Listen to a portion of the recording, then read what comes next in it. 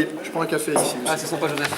Alors, qu'est-ce que vous faites? Je révise mon examen sur l'espérance. Tu sais, on a des examens cette semaine, il faut que je me prépare un peu. Il ne faut pas désespérer. Non, t'as raison. Mais il ne faut pas désespérer parce que imaginez qu'il y a 120 ans, ici, là, à notre place, là où nous étions, là où nous sommes, il y avait déjà un petit séminariste qui priait, puisqu'il était dans la chapelle, qui priait pour réussir son examen de catéchisme. J'ai trouvé des catéchismes de la maison ici, du petit séminaire. Donc il y avait un petit séminariste, par exemple ici, Alphonse, qui nous a fait un joli cahier de catéchisme. Deuxième année, 1899.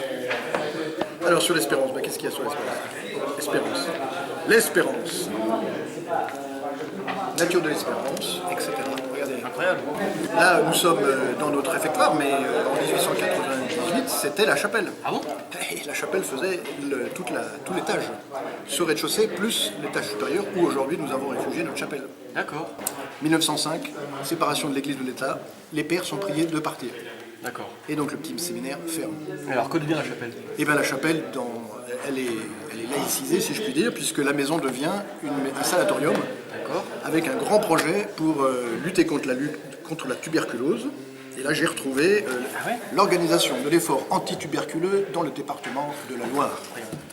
Avec pratiquement 3/4 du bouquin sur l'installation de ce sanatorium à Saint-Gaudard. Et, ça c'est sympa, des plans de la des maison. plans de la maison. Donc, cette chapelle a été désertée. Et elle est devenue, figurez-vous, un réfectoire. Un réfectoire. Et là, sur emplacement de notre chapelle, nous sommes là. Qu'est-ce que vous voyez marqué? Réfectoire. Voilà. Et le cœur qui est là, eh bien, c'est devenu la cuisine. En 1945, ça devient une maison pour les enfants turbulents, une maison de correction, on dirait. Ils font un plancher, et dans la partie supérieure de la chapelle, ils font une salle de spectacle et de cinéma. Et nous, c'est l'espace que nous utilisons comme chapelle. Il faudra qu'elle monte, on va monter tout à l'heure. Bon, alors là, on voit bien, on est devant notre chapelle, laquelle chapelle a été coupée en deux, probablement au moment de la maison de correction. Au-dessus du auvent, la chapelle, on voit les vitraux, et en dessous, eh bien, ces fenêtres carrées, c'est tout simplement les fenêtres de notre réfectoire actuel. Là où on était tout à l'heure. Là où on était tout à l'heure. Très bien.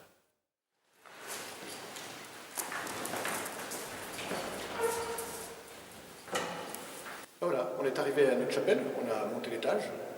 On voit bien que c'est une chapelle qui est à un étage justement, puisque les vitraux sont à hauteur d'homme, et ils étaient faits pour être très haut, à 5 mètres du sol. Ce qui veut dire que là où nous sommes, en fait, nous sommes au-dessus du réfectoire où nous étions tout à l'heure.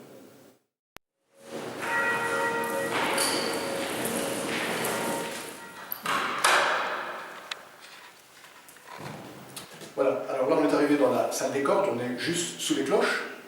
Et cette salle est intéressante pour la simple bonne raison, c'est qu'on a dans le mur des trous qui permettaient de passer les projecteurs quand notre chapelle était la salle de cinéma de la maison de redressement dans les années 40-80.